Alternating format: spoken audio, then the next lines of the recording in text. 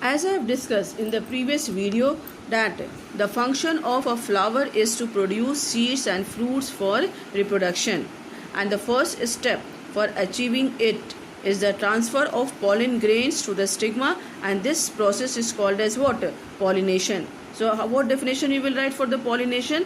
Transfer of pollen grains from the anther to the stigma is called pollination. Clear?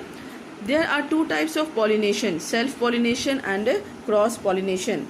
Self-pollination occurs in flowers on the same plant.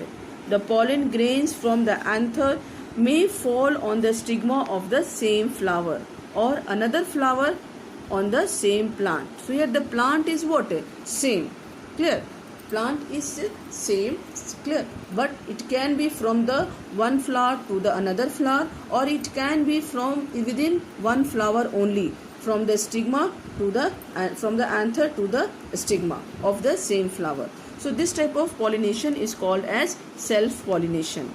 Whereas cross-pollination occurs in flowers on different plants. So this is the basic difference between the self and the cross-pollination. In self-pollination, only one same plant is there. But in cross-pollination, what? Two different plants are there. But the kind of the plant is what? Same. Like two different mango plant. But it cannot be one mango and one guava. Clear?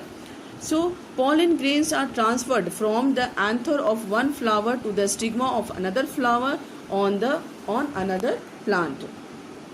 So for transferring the pollen grains from the anther to stigma, there are some agents, because it cannot go on its own. So they need what? They need some agent, and these agents can be insects also, can be water also, can be air also. Clear? So in brief we are going to discuss about the agents of pollination. So first let's discuss about the insects. Insects like butterflies, bees and other insects visit flowers for what? Collecting nectar. Clear? When the insects visits a flower to collect nectar, the pollen grains get stick to its mouth parts, their wings, their legs, and when these insects visit another flower of the same kind, then the pollen grains from its body may fall on its stigma, and then the transfer of pollen grains from the anther to the stigma takes place, and this type of pollination is called as insect pollination. And the flowers in which insect pollination occurs, those flowers are called as insect pollinated flowers. So this is the definition of what? Insect pollinated flowers. On which are the examples of the insect pollinated flowers? Marigold, dahlia, salvia, etc. Clear? Now, apart from the color, there are other features too of the flowers which attract the insects and what ensure the pollination. Certain animals like birds, squirrels, bats also bring about cross pollination in the same flower. Sometimes this happens by what? Birds also, squirrels also, bats also. The insect pollinated flowers are usually large, brightly colored, scented and produce nectar.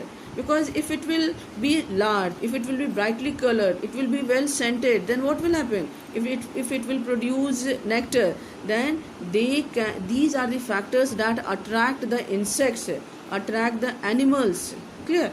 So then they come to the flower, they take the pollen grains and then they transfer it to the stigma. Okay, so what are the features of the insect pollinated flowers? The features are that they should be large, they should be brightly colored, they should be well scented, and they should produce what? Nectar. Now next is wind. Some plants, examples, some plants like maize, palm, pine, they produce dry pollens in large quantities. When these flowers are mature, then what happens? The pollen grains are blown away by the wind. If they may happen to fall on the stigma of a flower of the same type, then the pollination occurs, and such type of pollination is called as wind pollination. So just think, for if the nectar is carried by the wind, it means what should be the qualities of that pollen grains, not nectar, sorry, pollen grains. If pollen grains are carried by the wind, then think that what should be the characters present in that pollen grains. So the first, that it should be very light. If it will not be very light, if it will be very heavy, then it will not be carried by the wind. Clear? So it should be very light. It should be dry also, because when water is there, when it is wet, then the things becomes what? Very heavy. So if it is dry, the things are light in weight. So it should be dry also, and it should be light also, and it should be in large quantities also, because when it is carried by the wind, then there is a chance of wastage of many pollen grains. Clear? So these three qualities should be there when it is carried by the wind. So first it should be dry. Second, it should be what? Light in weight. And third, it should be in large quantities. Now next is water. Clear? There are water pollinated flowers also, and the example is what? Vallisneria. Don't think that all the aquatic plants